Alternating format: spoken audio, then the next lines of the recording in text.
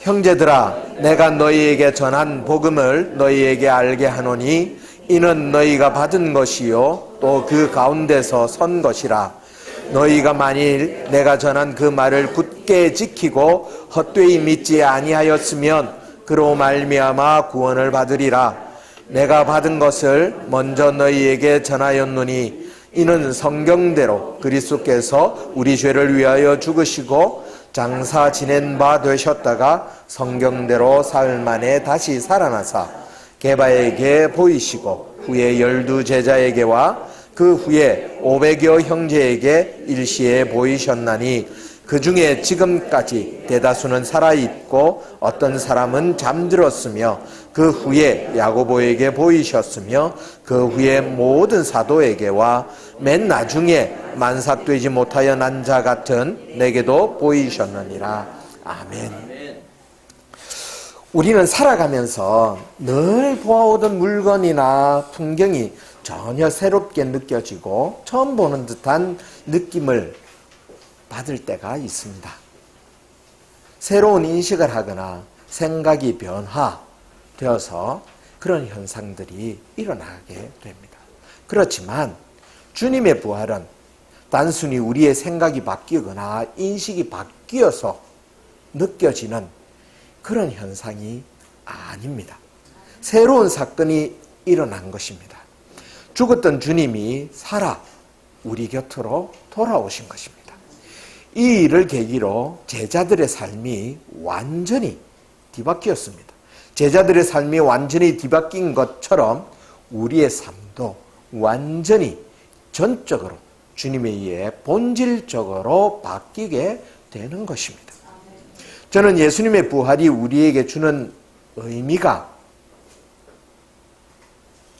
분명히 있다고 생각합니다. 많은 목사님들이 부활주일이 되면 비슷한 성경 말씀을 가지고 말씀들을 합니다. 그렇기 때문에 목사님들이 절기설교는 어렵다라고 그렇게 말씀을 하시기도 합니다. 그렇지만 똑같은 말씀을 가지고도 우리에게 하나님께서 주신 은혜가 다른 것은 말씀을 대하는 우리가 다르기 때문이라고 저는 생각을 합니다. 그래서 부활의 의미를 우리 신앙에 비추어서 오늘도 다시 한번 되새겨보려고 합니다. 첫 번째는 날마다 새롭게 태어나는 삶을 살아야 한다 하는 것입니다. 목사님께서 아침에 잠깐 말씀하셨습니다. 어제 일어난 일이고 미래에도 내일도 일어날 일이지만 오늘 우리에게 일어나는 부활이 그렇습니다. 그것은 우리가 날마다 다르기 때문에 그렇습니다. 그것이 발전되어 가면 하나님과 더 가까이 나아가는 길이면 더없이 좋은 것이고요. 그렇지 않더라도 하나님 말씀을 날마다 새롭게 깨달아서 내가 날마다 새로운 사람으로 변화되어지는 것입니다. 주님의 부활을 생각할 때 날마다 살아나는, 날마다 새로운, 날마다 사는 삶이라고 제가 말씀드렸는데 이 15장 31절에 사도 바울은 그럽니다. 나는 날마다 죽노라. 이 죽는다는 말이, 사도 바울은 이 성경에서 죽는다는 말씀은 내가 날마다 죽음에 이를 정도의 고통, 힘든 일, 그런 삶을 살고 있다라는 의미로 그렇게 표현을 했습니다. 그런데 사도 바울이 또 다른 성경에서는 날마다 나를 복종시킨다라는 표현을 쓰고 있습니다. 그것은 우리 자아를 하나님 앞에서 죽이고 낮추고 하나님의 뜻에 우리를 양보하는 그런 의미입니다. 내가 조금 더 나아. 내가 이런 건 쟤보다 나아. 이건 내가 잘할 수 있어. 이건 내가 잘하는 거야. 이 분야는 내가 최고야. 이런 것에서 자기를 물러나게 하고 하나님의 뜻을 구하고 하나님의 뜻대로 하나님이 원하시는 방향을 전환하고 그 방향으로 나아가는 것입니다. 내가 보기에는 이것이 아닌 것 같고 내가 보기에는 이것이 더 손해보는 것 같고 내가 보기에는 이것이 더 아닌 것 같아도 하나님께서 그리하라 하시면 그리하는 것, 그래서 바뀌는 나, 그런 삶을 사는 것이 주님께서 우리를 위해서 죽으시고 다시 살아나신 이유가 아닌가, 그런 생각을 합니다. 두 번째는 우리의 가치 기준이 하나님이어야 한다라는 것입니다. 오늘 본문 말씀을 보시면 이 사도 바울의 글의 중심이 예수님께 맞춰져 있습니다. 예수님이 살아나셨습니다. 예수님이 보이셨습니다. 내가 봤습니다가 아닙니다. 예수님이 보이셨습니다. 예수님이 나타나셨습니다. 사도 바울은 자신이 하나님과 가까워지면 가까워질수록 자신이 더 부족하고 더 죄가 많고 자신의 허물이 많은 것을 깨닫게 되었습니다.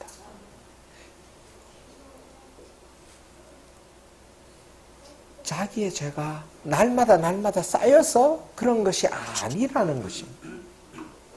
그 전부터 있었지만 죄라고 깨닫지 못했던 것들이 하나님과 가까이 가니까, 하나님과 동행해 보니까, 하나님이 원하는 삶을 살아보니까 이게 잘못되었구나, 이게 내 잘못이었구나를 알게 되어진 것입니다.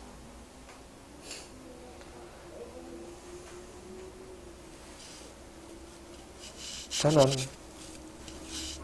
며칠 전에 어떤 분이 아들과 사이가 안 좋았는데 화해했다고 그러시더라고요. 먼저 손을 내밀고 악수를 청하면서 미안하다고 사과를 했다 하시더라고요. 여러분, 그거 저도 아버지지만 쉽지 않습니다. 아들하고도 자존심 싸움 하게 되더라고요. 그런데 그렇게 먼저 손 내밀고 먼저 화해를 청하고 그렇게 했다는 사실이 저를 다시 돌아보게 했습니다. 제가 그곳에 있으면, 캄보디아에 있으면 유혹을 굉장히 많이 받습니다. 어떤 유혹이냐 하면, 캄보디아 사람들은 한국 사람이라 하면 무조건 돈이 많은 줄 압니다. 그건 이제 한국 사람의 잘못도 있습니다. 왜냐하면 한국 사람이 와서 돈을 펑펑 썼기 때문에 한국 사람은 돈이 많구나. 그래서 일만 있으면, 돈 들어가는 일만 있으면 저를 찾아요. 목사님 뭐가 필요해요? 목사님 이거 있어야 돼요. 저거 있어야 돼요. 그런데 분명히 어제 산 농기구인데 오늘 또 사야 된다는 거예요. 어제 샀잖아. 그럼 말을 안 해요. 그거 어디 있냐? 그러면 저기 있어요. 그걸로 해라. 그러면 가져와서 하는 거예요. 안 그러면 다시 사요.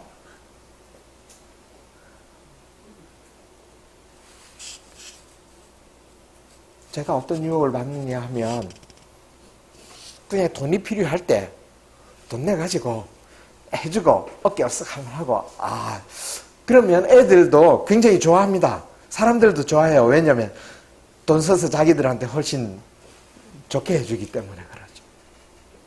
그러면 애들이 목사님 최고입니다. 목사님이 제일 좋아요. 한 발만 물러서서 보면 저가 아닌 다른 한국 사람들한테도 똑같이 할 거잖아요. 그리고 돈을 내는 누구에게든지 그렇게 얘기를 할 거거든요. 그런데 참 유치하게도 거기에 잘 속아 넘어간다는 거예요. 그만큼 약한 자아를 가지고 있습니다. 그러면서도 하나님보다 내가 칭찬받기를 원하는 거예요. 내가 좀 더 나아 보였으면, 내가 좀 더 높아 보였으면, 그래서 내가 이 아이들을 몰고 다니면서 어깨 힘주고 이 자랑 좀 해봤으면 하는 생각들을 끊임없이 하게 된다. 근데 생각해 보십시오. 제가 쥐뿔이나 뭐가 있습니까? 앞에도 말씀드렸다시피 제가 쓸 수 있는 돈은 이미 한 달 반쯤 됐을 때 다 동이 났습니다. 다 동이 나고 겨우 제가 한국에 들어왔을 때 김해 공항에 도착했을 때 저한테 있는 현금이 한국에 돌아오면 택시 타야 될지 몰라서 성경에 고이 숨겨뒀던 10,000원과 그 다음에 $70 있었습니다.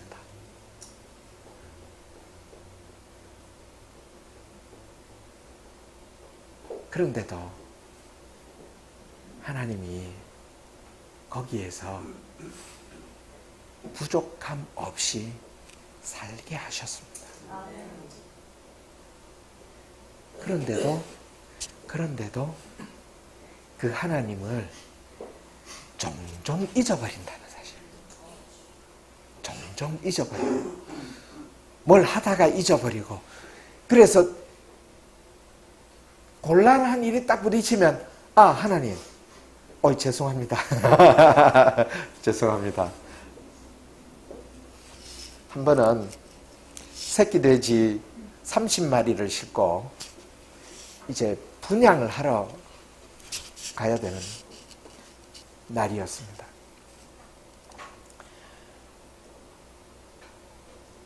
지금이 건기이기 때문에 비가 안 오는 때입니다. 그런데 그날 비가 막 오는 거예요. 천둥 번개도 치고. 그런데 약속을 했기 때문에 차를 이제 싣고 차를 몰고 가는데 그 길이 완전 진흙탕 길이었습니다.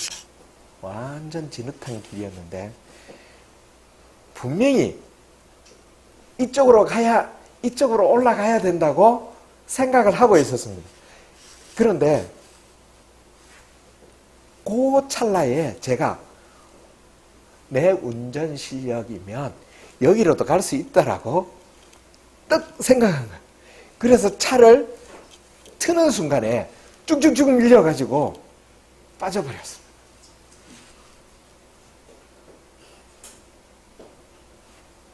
이 위쪽 길을 가야 된다고 하나님께서 분명히 마음에 주셔가지고 올라가야 되는 상황이었는데 내 운전 실력이 나 운전 잘하니까 내 운전 실력이면 이쪽으로 해서 충분히 이쪽이 조금 힘들어 보였거든요, 길이. 그래서 쉽게 빠져나갈 수 있다고 생각한 거예요. 그런데 쭉 미끌려가지고 차가 빠져버린 거예요. 그래서 캄보디아에서 난생 처음 야간 운전도 했습니다. 그것 때문에 시간이 늦어져가지고 굉장히 위험하게 그 위험한 상태에서 그 길을 운전했던 적이 있습니다.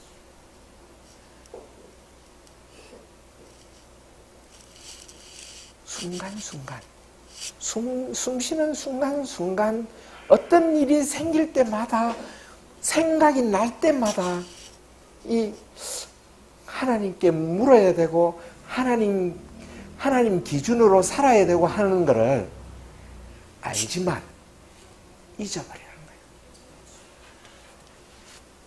어떤 분이 그렇게 썼더라고요. 머리부터 가슴까지의 여행이 가장 긴 여행이라고.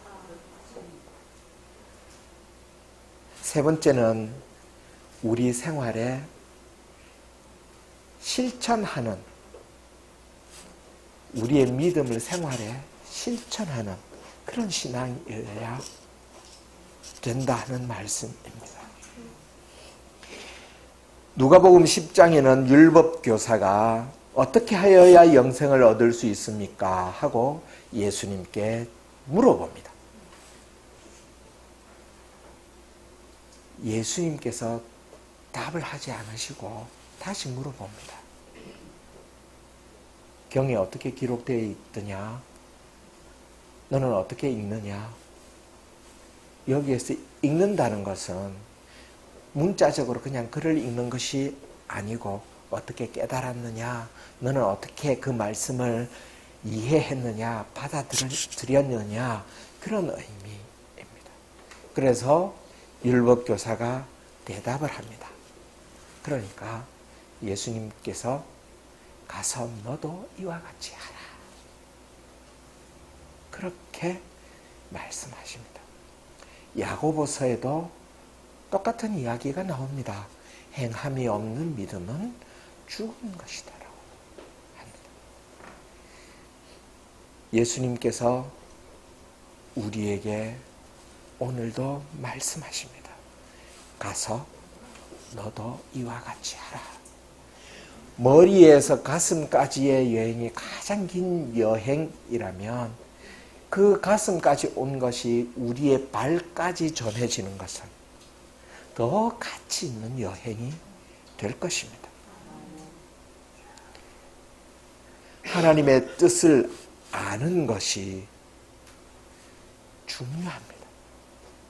그것은 말씀을 읽는 데서 옵니다.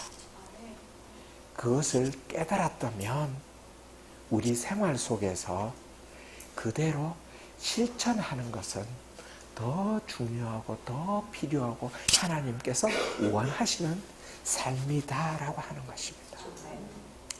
여러분, 개그우먼 조혜련 씨를 아십니까? 남묘호랑 개교를 믿었던 여성입니다. 그 개그우먼이 예수 믿는 사람이 되었습니다. 얼마 전에 신앙 간증을 하는 그 동영상을 제가 봤습니다.